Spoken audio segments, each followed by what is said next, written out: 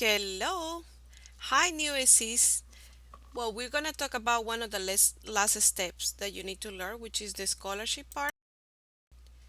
This part of the scholarship is one of the payment plans that you guys need to learn how to use it.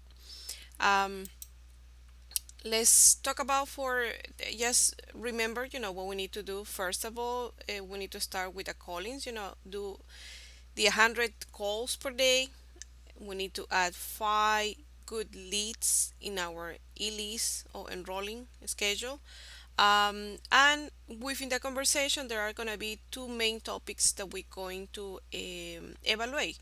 Basically, the first part, which we're going to evaluate the academically part, we're going to ask for education, if they are working or not, what is their main motivation for them to study the program that they choose, and in order to close, we're gonna first evaluate the financially part, and lastly, we're gonna ask them why they deserve to be admitted in the program. Um, Here, you're gonna see the five steps, that intervene in the part of the interview with the prospect. So let's talk about the part of the financial evaluation.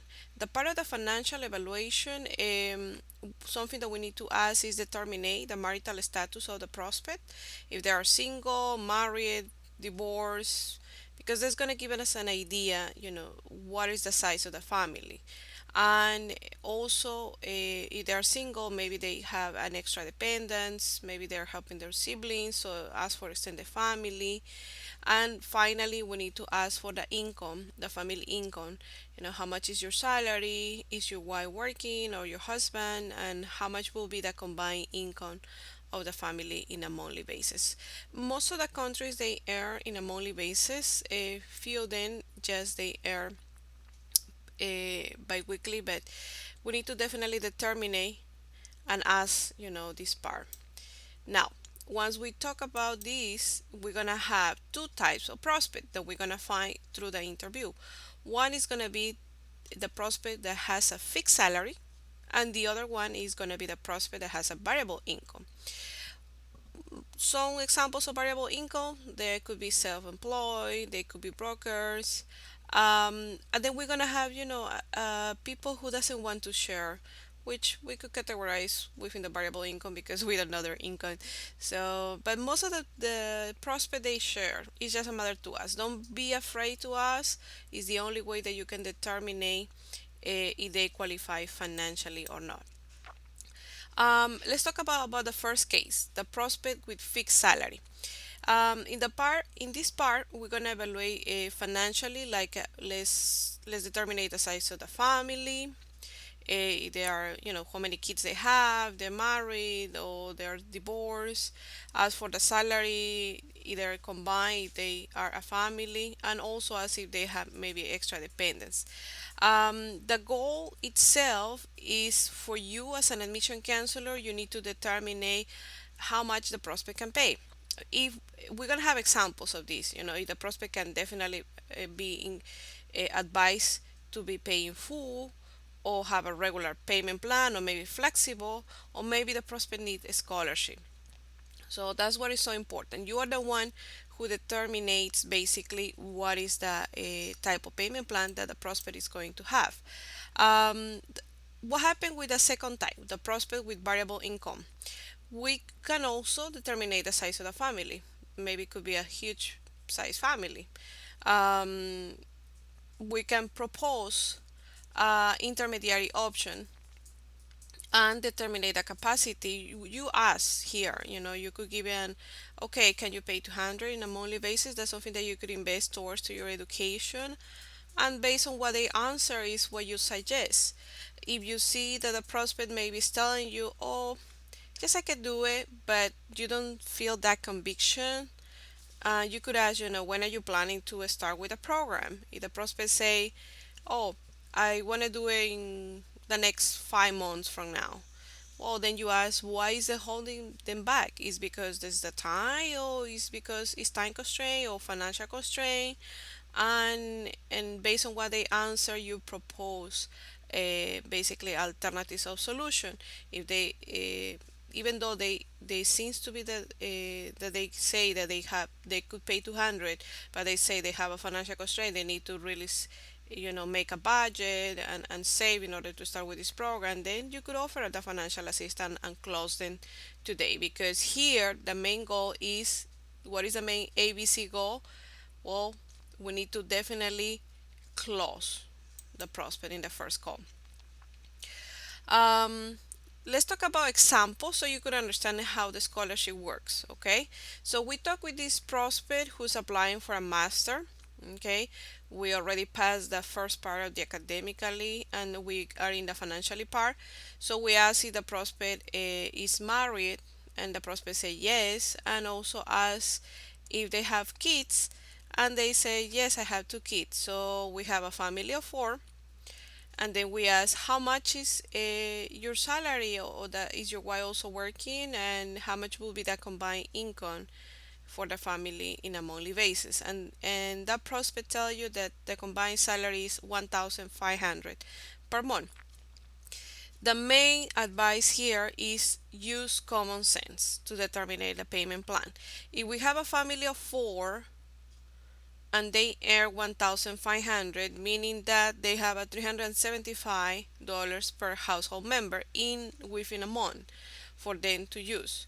um, so ask, if ask them if they could afford 150, as he determine, can you, well, in this case personally what I would do is, okay, what I would recommend you is that we might be able to get you into a financial assistant in order to help you. The good thing is that you apply now because we have it available at this moment. And I could even put you through a us to be placed in a payment plan that allow you to pay 150 per month. Is that something that you could afford? And they say yes. I just said no. I could do it but next month. Well, the problem is that this financial assistant is not open all the time. So the least, in order for you to be considered for this option, you should be at least capable to pay $100 in a monthly basis. And they say, oh yes, I could do that. Okay, then we close it with a scholarship, and then we ask some questions in order to evaluate the part of the scholarship, which you're gonna have a financial assistance form. By the way, we don't send that, we ask over the phone, unless the prospect requires us to be sent, but we really try to close over the phone. What could you ask in order to see their expenses? Basically the housing, if they are paying rent, if they have any type of loans, the food expenses, transportation, and if they have extended family, and if the kids are studying, of course, how much they pay in school, and lastly, why they should be admitted into the program. Okay, let's talk about another case. Another example. We have a single prospect with no kids, and the income is 600 and applying for a bachelor. Well, common sense, this prospect is gonna need financial assistance or a scholarship, right? First, like I mentioned before, we gotta make sure that the prospect enroll now. So I'm not gonna I'm not gonna send, okay, we're gonna give you the financial assistance form so you could send me back. No, that doesn't work. Because if you send the financial assistance form, what is gonna happen, out of 10 students that you send, probably one will reply you in a couple weeks. And that's definitely, you're not gonna close nobody like that. You need to offer that, and the moment, as you hear on the previous audios, that everybody qualify and close on the first call. That's basically the basic rule. Close over the phone, always be closing. Um, so in this case, we're gonna offer them, you're gonna need definitely financial assistance, and then again, this is a good time that you apply because we have it right now, and I can be able to put you in a payment plan that allow you to pay $150 per month. Are you gonna be comfortable investing that towards to your education? Yes. No. Oh, You hear, always hear, listen the prospect. Uh, those signs is gonna tell us basically they hesitating. Then we go for the second option. Okay, well the least that you could pay is gonna be $100 in a monthly basis in order to be qualifiable for that option. Then yes, I could do it. Okay, so then let me help you so we can place your application now for admission and get you through this system of financial assistance. Okay, perfect. So this system is going to allow you to start a program within the next 4 to 5 days based on what they determine. And you need to send me the requirements for admission that we talk. And now I'm going to ask you some questions for this part of financial assistance. How much do you spend in rent? How much do you spend in food, transportation? Do you have any loan, or you're helping any of your extended family, siblings, parents? Okay, let's talk about the other type of case that we have, people with fixed with variable income. We talk about already about the fixed salary. Now let's talk about examples about the variable income. We have a prospect who is a businessman, has 3 kids, therefore the family will be fine, and is applying for a bachelor. Um, Most of the time, you ask before, what type of business. When you ask for the job, you ask, okay, oh, I'm a self-employed. Don't get just satisfied with the answer. Ask, oh, really? That's good. What type of business are you doing? And they tell you, okay, I'm selling goods. Okay, what kind of goods? Why do you ask so much? Is because you want to determine how solid is the business. We could have a person who is, doing a business ambulatory, and maybe they are just surviving day by day. And then we have a owner business who has a very solid business. I have a construction company for the last 10 years. So then you determine, I have an idea basically, how solid is their income too. That's what is so important to ask a lot of questions, and find out more about the prospect. So you already find out that he's a businessman, and let's say this person doesn't want to share about their income, so, or has a variable income that they say, oh, I need to think about how much I make my calculations. In those cases that they are don't want to really share their income, then we can propose the payment plan and ask them if that's something that they could fit their budget or not. So I could ask, okay, we can get you start within the first uh, payment plan that allow you to pay $300 in a monthly basis. Is that going to be something that you could invest towards to your education? And they, based on what they answer, is what you propose. If they say yes, then basically uh, we can help them, and we can definitely move on and ask for documents, and basically ask them to continue with us. Now, if they say no, I need to make a budget, then we can let them know that there is another options. Don't let the prospect go. Okay, that's something that you can definitely afford. We have a flexible payment plans that allow you to pay 150 per month. Would that be something within your budget? And they say yes, but within the next 2 months. Okay. Well, thank you for sharing that, because the good thing is that you apply in the moment that we have a financial assistant available. This is an option that is not open all the time, and I might be able to help you with this part where you could be able to pay the minimum tuition of $100 for you to start in a program. Would that be something that you could manage? Yes, okay, then we get you through the assistant. Then let me help you, and then you close the prospect and ask the questions. Um, we don't have to, really have a prospect who can only afford 100 in order to put into a financial assistant. No, we could actually include prospect that could pay 150 into financial assistant, or maybe even 200. You decide the flexible payment plan.